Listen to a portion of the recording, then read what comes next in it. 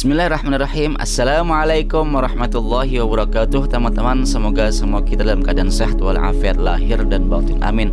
Amin ya rabbal alamin.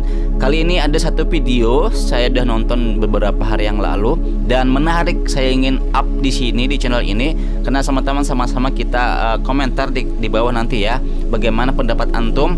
Karena kalau di suatu negeri kita kenal negeri Wakanda gitu ya. Jadi kalau ada kaum LGBT ya, satu orang saja yang speak up di forum terbuka gitu ya, tampil di depan orang banyak, itu pasti akan didemonstrasi, didemo, akan pasti diserang, dibullying segala macam. Dan itu satu hal kebaikan juga supaya mereka tidak terlalu terbuka dan mereka akhirnya bisa berkembang menjadi banyak orang pengikutnya, menjadi banyak. Nah itu satu kebaikan juga supaya mereka dikekang pergerakannya dan jangan sampai terjadi wabah LGBT di negara kita ini. Tapi suatu negeri yang lain di Malaysia ini ya, malah kok kebalikannya. Entah, saya tidak tahu bagaimana undang-undang kerajaan atau pemerintahan di sana. Ada satu orang LGBT yang kemudian berbicara di depan umum, dia menyatakan dari kaum-kaumnya, ada banyak kaum yang lain, teman-teman yang lain maksudnya, di belakang hadir di majelis ini, Masya Allah, berbicara dan bertanya. Nah ini yang sangat sungguh luar biasa, kita bisa mengambil suatu ilmu dan menambah wawasan kita. Bagaimana kemudian di majelis ini tamu yang hadir adalah Al-Mukarram Syekh Al-Habib Amr bin Abdul Hafiz, Masya Allah, luar biasa. Oke teman-teman, sama-sama kita saksikan video setelah ini ya. Jadi kita sama-sama ambil pelajaran bagaimana orang ini memberikan pertanyaan dan pertanyaan seperti apa, kemudian bagaimana juga reaction daripada Habib Amr bin Abdul Hafiz dan juga bagaimana jawaban beliau. Sama-sama kita membuka wawasan dan kita menambah pelajaran supaya kita lebih mendalami ilmu agama Islam lebih luas lagi gitu ya. Masya Allah, sungguh luar biasa. Assalamualaikum Habib. Okey, saya mewakili daripada transgender ataupun golongan-golongan LGBT. Di sini saya ingin tanya dengan Habib yang lain reactionnya sumringah, ketawa entah seperti apa di dalam diri mereka ya. Kok bisa ada mereka hadir bersama gitu ya di dalam, Masya Allah, ini forum majelis ilmu orang-orang guru-guru agama semua, Masya Allah. Habib sendiri, sebab apa kami sedar kami bukanlah golongan-golongan yang perfect ataupun golongan-golongan yang orang cakap yang sempurna. Kami adalah orang cakap kami pun banyak buat dosa. Mereka udah sadar dia, Masya Allah, bagus sekali. Di sini kami ingin tanya dekat Habib,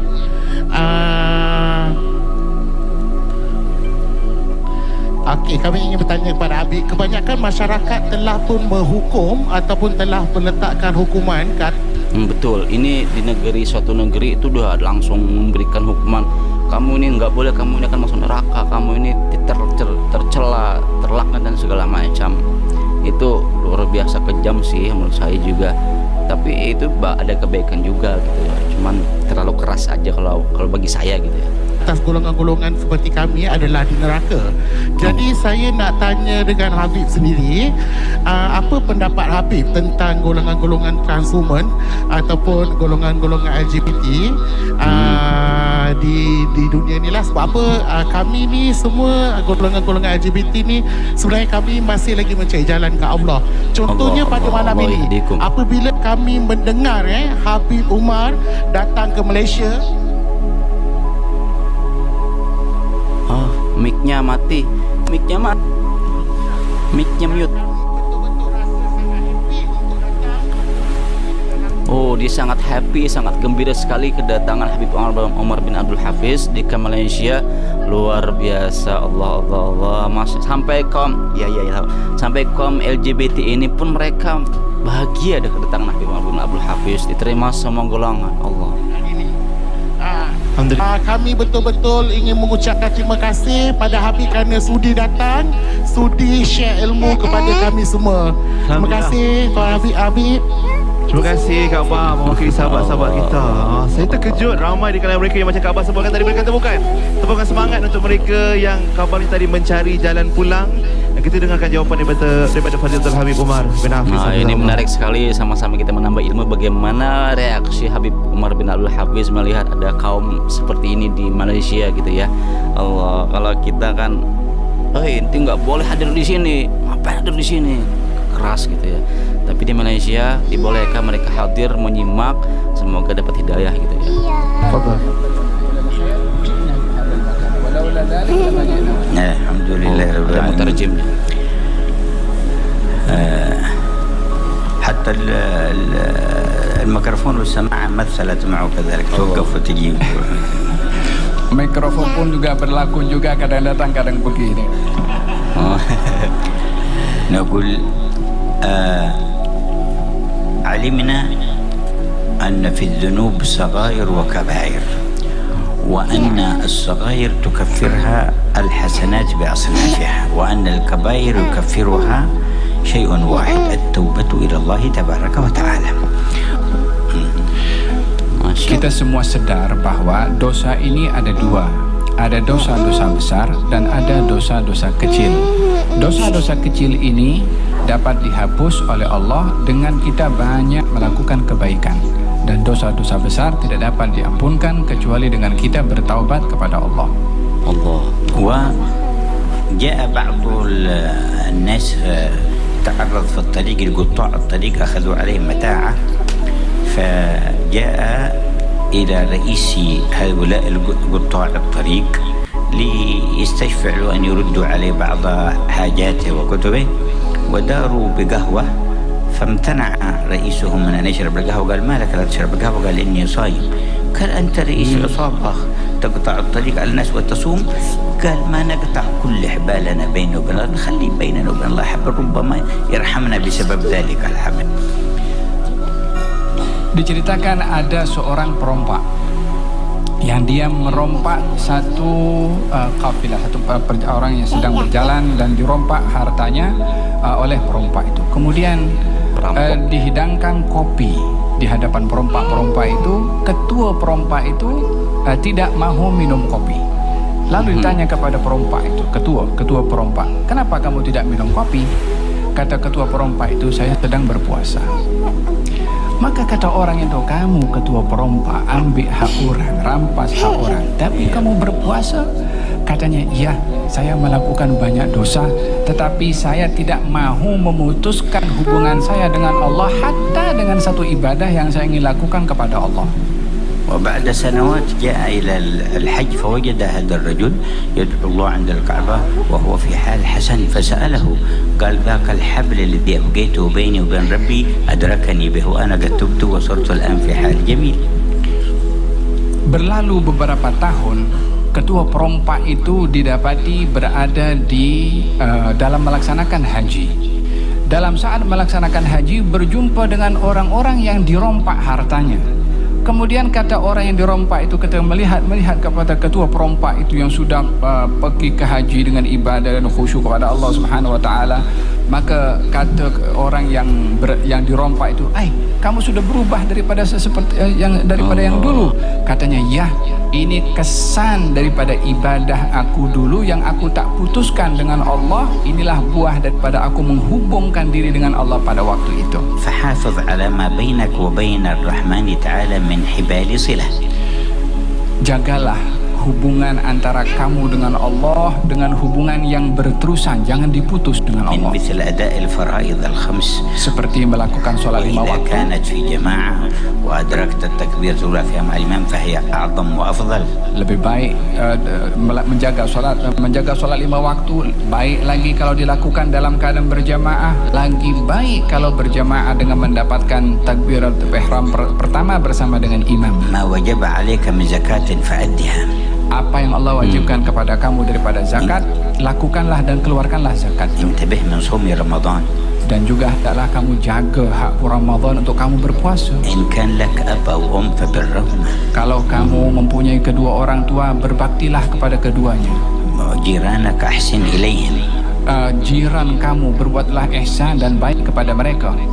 لا تظلم صغير ولا كبير. Jangan berlaku zalim kepada anak kecil atau orang dewasa. وإذا أبقيت هذه الحبال كلها مع الله فالمرجو أن يأخذ بيدك على رغم الشيطان وعلى رغم النفس الأمارة ويأخذك إلى رحمته. Kalau kamu jaga hubungan kamu dengan Allah dengan amal-amal tadi, maka Allah pasti akan mengambil tangan kamu, akan menggapai tangan kamu untuk diberi rahmat dan diberi petunjuk oleh Allah Subhanahu wa taala. أما الحكم بالجنة والنار من المخلوقين فليس لهم في ذلك الحكم ولا المجال والأمر دائر على الخاتمة وبماذا يختم للإنسان. Adapun orang menghukum orang lain dengan syurga atau neraka, maka tak ada siapa punya hak dan otoriti untuk menghukum orang itu akan nasib mereka syurga atau neraka. Tetapi yang menjadi ukuran itu adalah penghujung daripada kehidupan umur seseorang di dunia ini, baik atau sebaliknya. ويثبت الله الذين آمنوا بالقول الثابت في الحياة الدنيا وفي الآخرة. Allah berfirman dalam Al-Quran, Allah akan menetapkan dengan kalimat yang baik kepada orang-orang yang beriman di dunia dan juga di akhirat. ويضل الظالمين. Dan Allah akan menyesatkan orang-orang yang zalim. Dan Allah itu berhak untuk berbuat apa saja yang diinginkan. كان سيدنا معروف الكرخي مع جماعة من أصحابه فإذا بشباب عندهم طيش ويشربون الخمر المحرم وهم في زورق في البحر أمام الناس يتظاهرون بالسوء فقالوا يا شيخ ادعو الله على هؤلاء أمام الناس ما يستحون فرفع يديه وقال اللهم كما فرحتهم في الدنيا ففرحهم في الآخرة. Seorang alim besar bernama Ma'ruf Al-Karhi ketika berjalan dalam satu kawasan di tepi satu laluan, melihat ramai anak-anak muda sedang berfoya-foya, sedang bergembira sambil minum arak dan melakukan tindakan-tindakan di luar kewarasan dan akal sehat, terlalu gembira. Maka Ma'ruf Al-Karhi bersama orang bersama dengannya diberitahu kepada Ma'ruf Al-Karhi, wahai Syekh, doakan mereka ini supaya dibinasakan oleh Allah Subhanahu wa taala karena perbuatan mungkarnya itu. Maka Ma'ruf Al-Karhi mengangkat tangan kepada Allah, katanya, ya Allah, seperti mana engkau beri kegembiraan kepada mereka di dunia, berikan kepada mereka juga kegembiraan nanti di akhirat. قالوا طلبنا منك تدعو عليهم فدعوت لهم. Kata anak muridnya mengatakan, kami minta kepada engkau wahai Syekh untuk mendoakan kebinasaan untuk mereka, bukan engkau mendoakan kebaikan untuk mereka. قال إنه لا يفرحهم في الآخرة حتى يتوب عليهم في الدنيا. Katanya mereka itu tidak akan diberi kegembiraan nanti di akhirat, melainkan Allah akan memberikan hidayah kepada mereka untuk bertaubat di dunia. وما أتم كلامه إلا وكان زورق هؤلاء الشباب يمشي نحو البر حتى خرجوا جميعهم وجاءوا إليه وتابوا على يديه. Mereka laki-laki yang sedang minum arak itu di atas perahu, ketika setelah didoakan oleh Syekh Ma'ruf Al-Karhi tadi, mendekat perahu itu ke tepi pantai dan datang mereka kepada Ma'ruf Al-Karhi dan mengatakan, aku bertaubat kepada Allah disebabkan doanya tadi. Ya Tawwab tub alaina warhamna wanzur ilaina. Wahai yang maha menerima taubat, terimalah taubat kami dan pandanglah kepada kami. Ya Tawwab tub alaina, ya Tawwab tub alaina, warhamna wanzur ilaina, warhamna wanzur ilaina. Masya Allah, saya harus sangat Allah kagum banget dengan Habib Ammar ini. Beliau bereaksi terhadap ada satu orang dari kaum LGBT, bahkan tadi di pernyataan dari satu orang LGBT tadi, bahwa ada beberapa orang juga yang ikut bersama saya untuk hadir di sini. Senang sekali mereka dan pertanyaannya sangat sungguh bagus, dan reaksi dan jawaban dari Habib Ammar juga sangat bijaksana luar biasa. Bahkan sampai Allah tidak ada situ satupun kata menghakimi, satupun kata kayak semacam menghukumi dan segala macam itu, yang sangat sungguh bagus. Bahkan beliau memberikan sebuah inspirasi dari kisah sehingga semuanya dapat menerima daripada cerita dan juga nasihat beliau. Allah kita doakan semoga mereka teman-teman ini mendapat hidayah dari Allah Subhanahu wa taala dan kita semua mendapat taufik dan inayah dari Allah Subhanahu wa taala. Oke teman-teman, share video ini ke teman yang lain, semoga semakin ramai, semakin banyak orang menonton dan semakin banyak orang bertambah wawasan dan keilmuan, akhirnya tidak picik dan tidak sempit dalam berpikiran melihat ada satu kaum yang sangat berbeda dengan kita, tidak serta-merta kita langsung menghukumi mereka adalah daripada orang-orang ahli neraka. Bahkan dari cerita tadi Habib mengatakan tidak bisa kita menghukumi mereka dari ahli neraka atau ahli surga, melainkan nanti bagaimana di akhir hidupnya. Seperti itu kira-kira kurang lebih ya. Oke, terima kasih teman-teman atas menonton, dan jangan lupa like dan komen kalau ada usulan, kritikan atau apa saja silakan yang membangun. Insya Allah sama-sama kita mudah-mudahan dapat memberikan manfaat untuk semua orang. Amin amin ya rabbal alamin. Subscribe dan assalamualaikum warahmatullahi wabarakatuh. Alhamdulillah.